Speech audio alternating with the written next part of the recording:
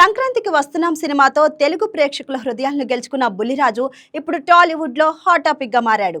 Victory Venkatesh తనయుడిగా అద్భుతమైన నటనతో ప్రేక్షకులను అలరించిన ఈ చిన్న నటుడు తండ్రి పట్ల ప్రేమను చూపించిన ఆ పాత్రతో అందరి ప్రశంసలు అందుకున్నాడు. అదే ఊపుతో మెగాస్టార్ చిరంజీవి అనిల్ రావుపూడి సినిమాతో ఈ సంక్రాంతికి మరోసారి మెరిశాడు బుల్లిరాజు. ఇప్పుడు ఇండస్ట్రీలో అతనికి భారీ డిమాండ్ పెరిగింది. ఒక్కో సినిమాకు 50 నుంచి 75 లక్షల వరకు రెమ్యునరేషన్ అందుకుంటున్నాడన్న వార్తలు వినిపిస్తున్నాయి.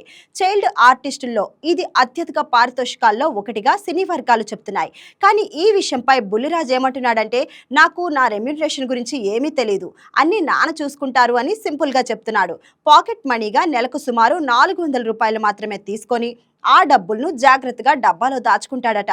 బయట తిండ్లు కొంటే మనీ వేస్ట్ అవుతుందని డైరీ మిల్క్ చాక్లెట్ మాత్రమే అప్పుడప్పుడు తింటానంటున్నాడు.